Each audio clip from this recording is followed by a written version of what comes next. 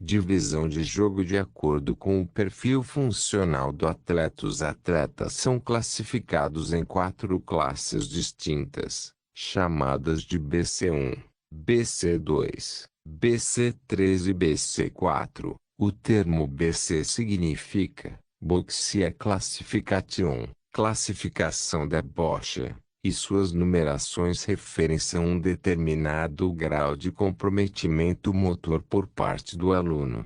As classes BC1 e BC2 são estritamente designadas para praticantes com paralisia cerebral. Até 1992, na Paralimpíada de Barcelona, a bocha era disputada em 2 classes, C1 e C2. Já em 1996, em Atlanta, foi incluída uma nova classe chamada C1 WAD, uma classe intermediária para pessoas com paralisia cerebral mais severa. Somente em 2000, Sydney, as classes passaram a ter a denominação de BC, sendo que as disputas incluíram atletas até a classe BC3. Finalmente em 2004, Atenas estreou a classe BC4, voltada para os não portadores de paralisia cerebral. Oliveira, 2002. BC1. O atleta tem paralisia cerebral com disfunção motora que afeta todo o corpo. A. Não é capaz de impulsionar a cadeira de rodas manual. B. Tem dificuldade de alterar a posição de sentar-se. C. Usa o tronco em movimentos de cabeça e braços. D. Tem dificuldades em movimentos de segurar e largar. I. Não tem uso das funções das pernas. BC2. O atleta tem paralisia cerebral com disfunção motora que afeta todo o corpo. A. Tem controle do tronco, mas envolvendo o movimento dos membros. B. Tem dificuldades em movimentos isolados e regulares dos ombros. C. Capaz de afastar dedos e polegar, mas não rapidamente. D. É capaz de deslocar a cadeira de rodas com as mãos ou os pés. E. Ser capaz de ficar de pé e andar de forma muito instável. BC3. O atleta tem paralisia cerebral ou não cerebral, ou de origem degenerativa. A. Tem disfunção locomotora grave nos 4 membros. B. Não apresenta força e coordenação suficientes para segurar e largar a bola. C.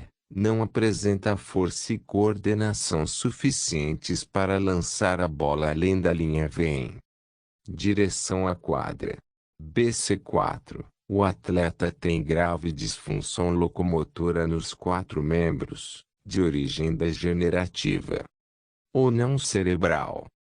A. A faixa ativa dos movimentos é pequena. B. Demonstra pouca força ou severa falta de coordenação combinada com o controle dinâmico do tronco deficiente. C. Usa a força de movimento da cabeça ou dos braços para o retorno à posição sentado após um desequilíbrio, após o lançamento.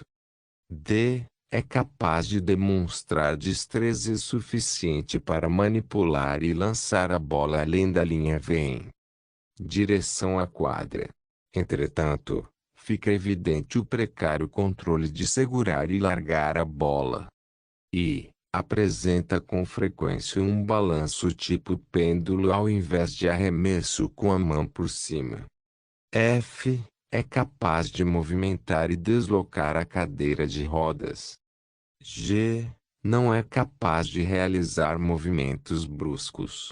Atletas com diagnósticos e os perfis abaixo podem ser elegíveis para a classe BC4. Ataxia de Friedreich.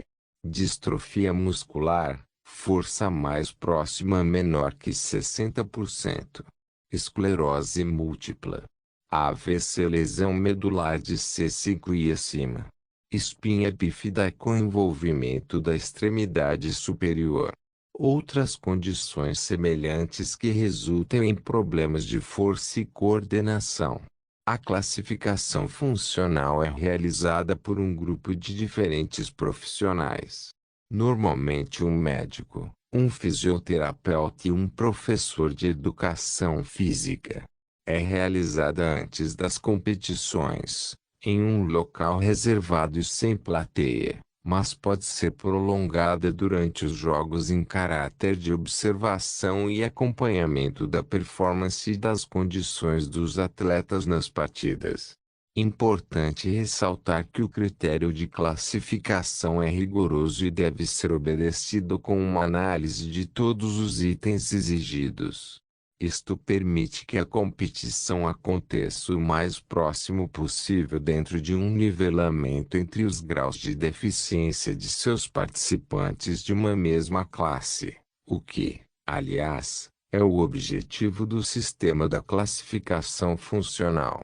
Para que isso ocorra, é imprescindível o técnico reconhecer a capacidade funcional de seus atletas, para que não se confunda a incapacidade de realizar um movimento com a falta de treinamento para a realização desse mesmo movimento, o que é comum acontecer.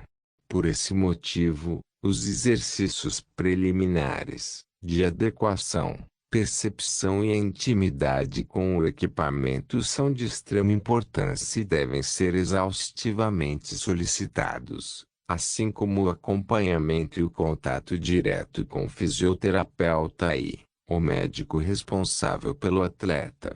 Apesar de ser evidente que um classificador funcional não tenha de necessariamente ter os recursos de um técnico de bocha, é da mesma forma indispensável que um técnico de bocha tenha de ter conhecimentos básicos sobre classificação para melhor realizar o seu trabalho.